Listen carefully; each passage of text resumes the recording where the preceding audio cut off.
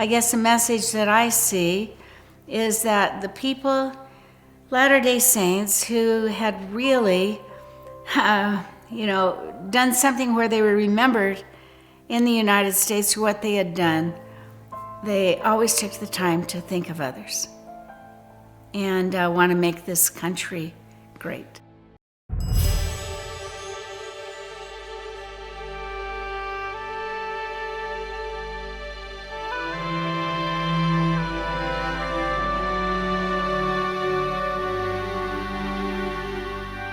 The prophets have spoken for a long time about the Constitution of the United States hanging by a thread, and that the elders of Israel would step forward and save it. Well, could it be that such has already been happening? This History of the Saints special presentation is about 6 Latter-day Saints who have made a significant difference in American history.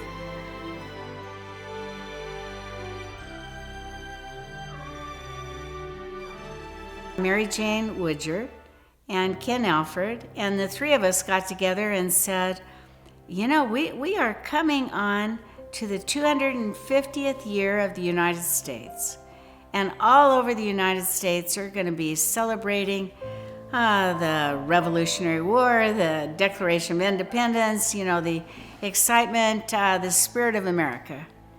And not only will people be celebrating it, but various churches will be writing to feature people in their church that have helped to do wonderful things to bless our country.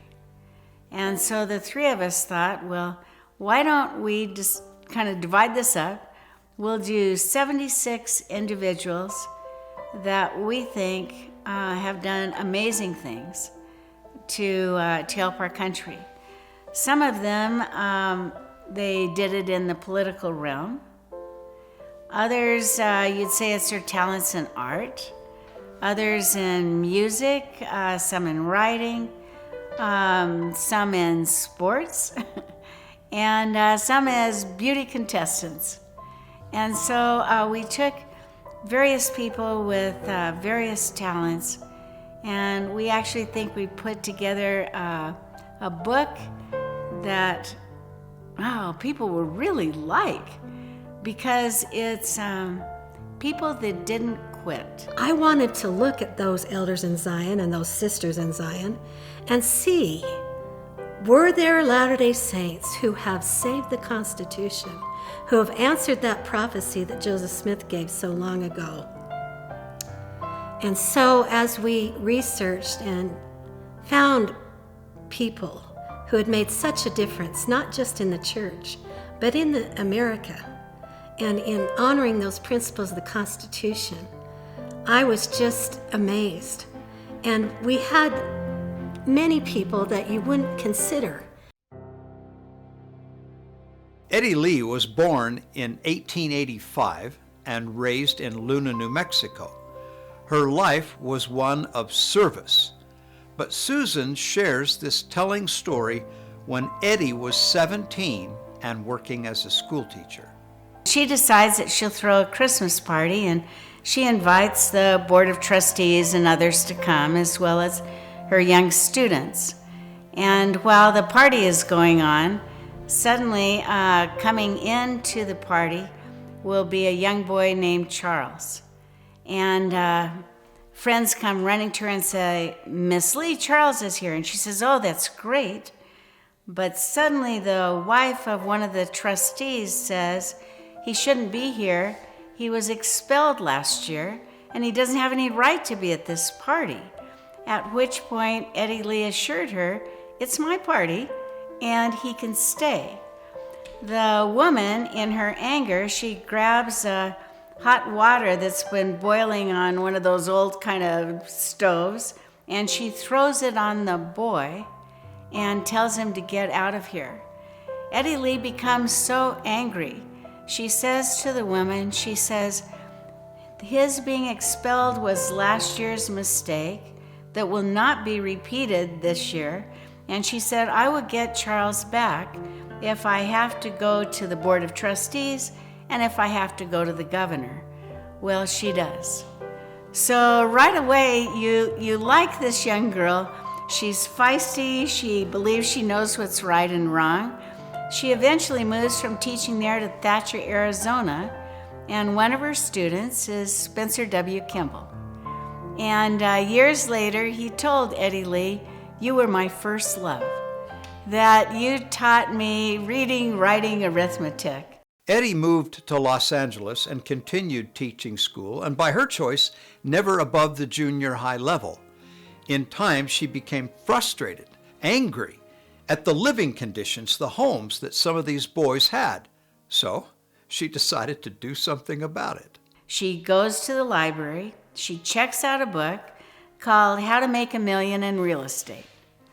And she starts reading the financial part of the Los Angeles newspaper. Pretty soon, Eddie Lee buys her first home. It's a dilapidated home. She gets it fixed. She puts it up for sale. She buys another home. And pretty soon she concludes, there's not enough money in homes. I need apartments. Well, she gets all of these apartments. She buys 5 different ranches, and she begins opening up what are called the Eddie Lee homes. Now, these homes are for young men, and she invites a Latter-day Saint couple to move in and to play the part of mom and dad to help these boys succeed.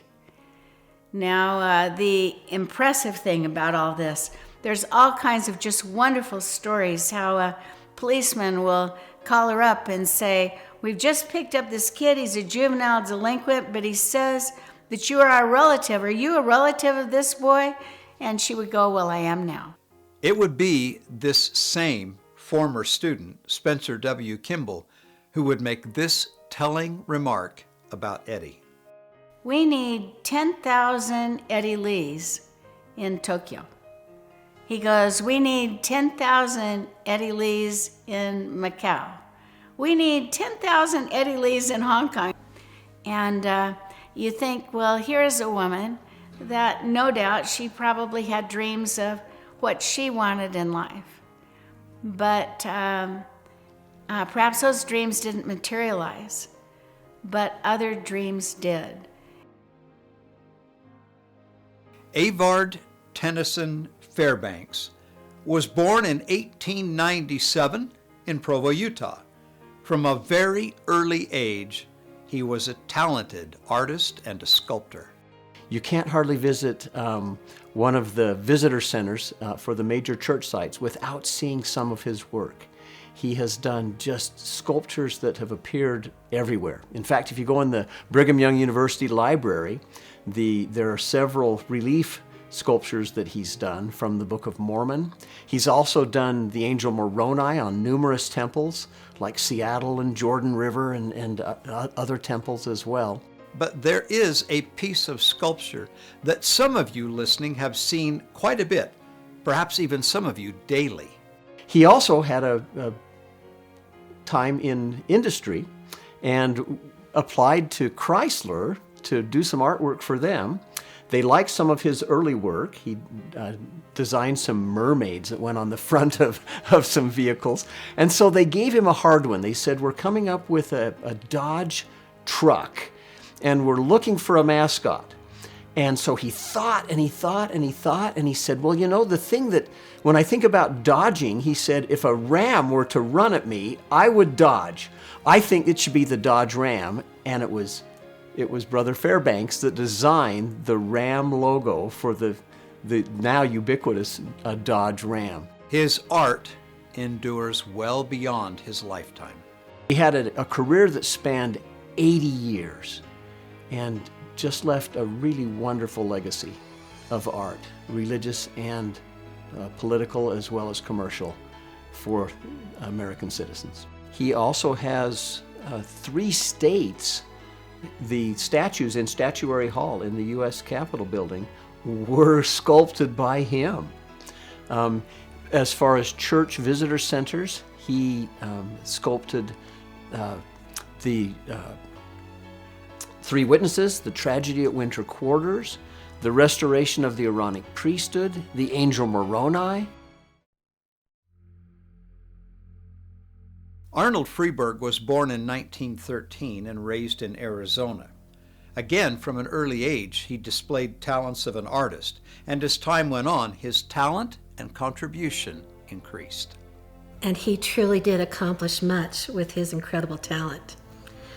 The one thing that Latter-day Saints are probably most familiar with are 12 Book of Mormon scenes that he produced for the primary.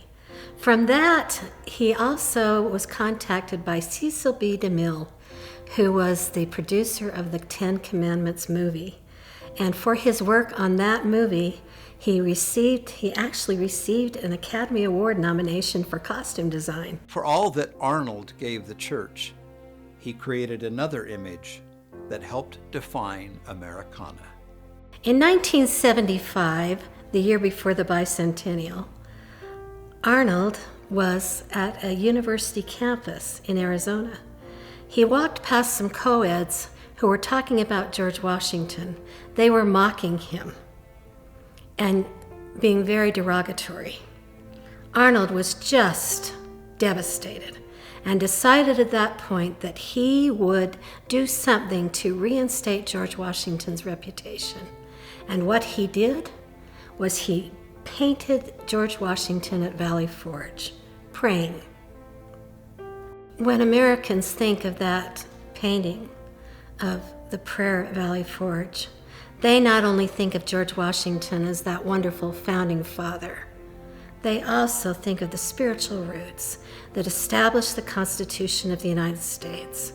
And Arnold Freeburg, in doing that painting, reminded Americans of who really helped establish this nation. Ezra Taft Benson was a prophet of God, and some would say that's enough. But there were two moments in his life that contributed to the destiny of America.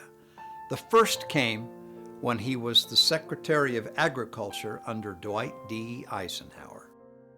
I couldn't tell you who the Secretary of Agriculture is. I have no idea. I don't think most people do. But when Ezra Taft Benson in the 1950s was the Secretary of Agriculture, everyone knew. Everyone had an opinion. He was a lightning rod. He was on media. He was on the front of Times. He was on the front of U.S. World News Report. Everyone had an opinion on Ezra Taft Benson. He was the most controversial member of Dwight D. Eisenhower's cabinet. When prices went up, people applauded him and praised him. When they went down, they demanded his resignation. One of the main problems of the time was that farms had great surpluses. The government was actually paying farmers not to produce. Ezra Taft Benson felt that was socialism. He was totally against it. Instead of paying farmers not to produce, what was his idea? Let's have America feed the world. And that's what he did. He went on so many international trips and supported American farmers and literally changed the farm industry in America for the rest that still is seen today. During his last year, he brought in $1.8 billion. In 1950s, that's a lot of money. It was while he was still serving as Secretary of Agriculture that another moment occurred that would define the future for him and America. As Secretary of Agriculture, President Eisenhower asked Ezra Taft Benson to be the host for Nikita Khrushchev, the Prime Minister of the Soviet Union, who wanted to come to America and see why American agriculture was so successful. President Benson was not excited about hosting Nikita Khrushchev, but he did it. During the visit, Prime Minister Khrushchev turned to President Benson and said something that had such gall and such pride and such vanity. As we talked face to face, he, Khrushchev, indicated that my grandchildren would live under communism. After assuring him that I expected to do all in my power to assure that he and all other grandchildren would live under freedom, he arrogantly declared in substance, "You Americans are so gullible. No, you won't accept communism outright. But we'll keep feeding you small doses of socialism until you'll finally wake up and find you already have communism. We won't have to fight you. We'll so weaken your economy until you fall like overripe fruit into our hands. From that moment on, President Benson did all he could to prove Khrushchev wrong. In all of his talks in General Conference, 60% of them have a political overtone, and most of them are decrying communism and socialism. Before he became president of the church, he spoke about it hundreds of times. Nor do I think it's coincidence that the Soviet Union dissolved during his time as a prophet. I believe the Lord honored his prophet, and that President Benson had a great deal with the demise of communism.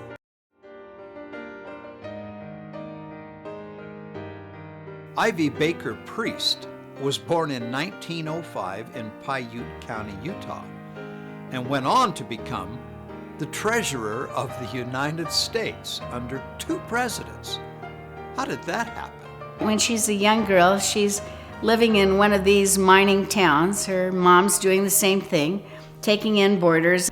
And the mother is now loudly complaining that the men, when they come in from the mine, they have mud all over their shoes. And she said, it would be so much easier because we got to make all this food if we didn't have to keep cleaning the floor.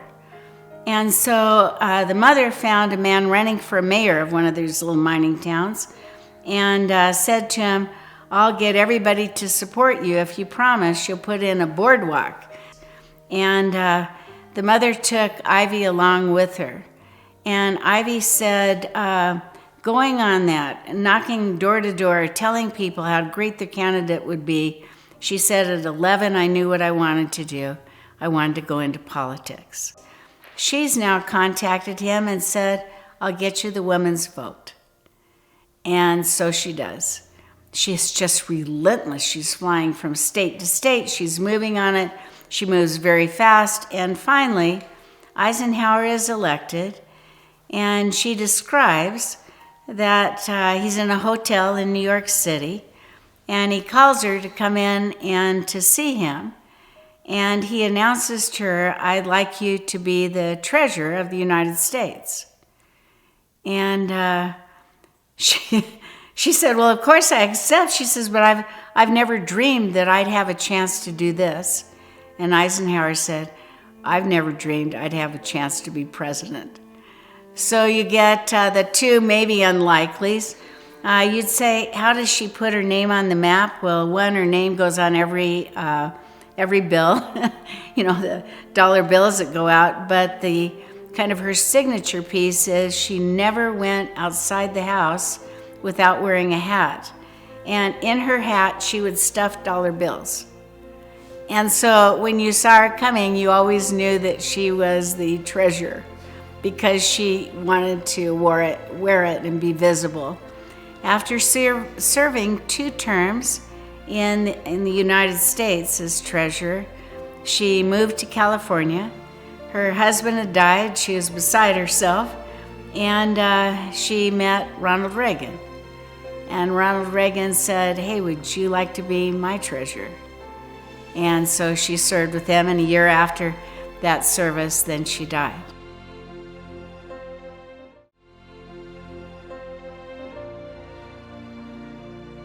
Calvin Smith was born in 1890, the son of President Joseph F. Smith. As a young man, he distinguished himself in 2 ways.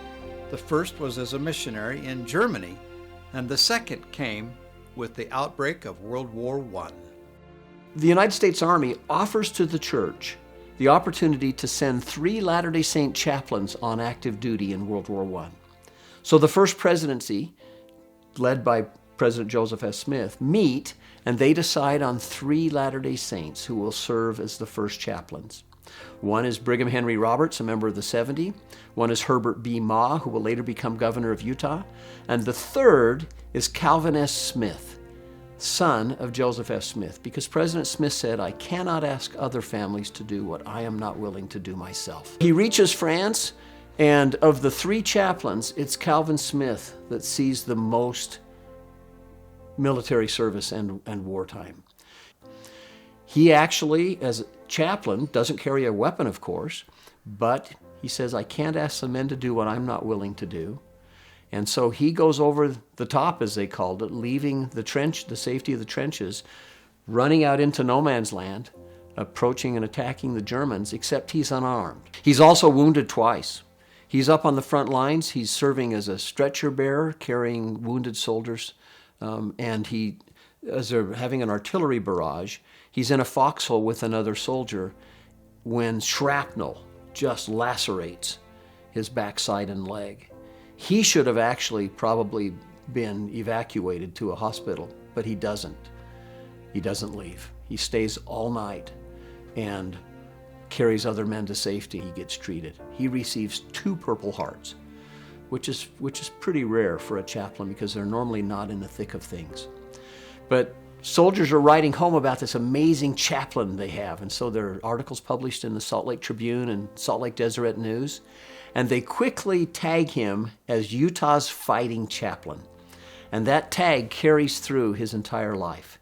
He's one of the few Latter-day Saint chaplains to serve, but he's also one of the few chaplains to serve in World War I that I'm aware of who receives a battlefield promotion recommendation from his commander. That's just extremely rare. America is a promised land, still, with a great destiny yet to fulfill in the plans of the Almighty. There are many, besides those we've mentioned, who have served her well. And as they have given to this wonderful land, so should we. This is Glenn Rawson. See you next time. Available now at historyofthesaints.org.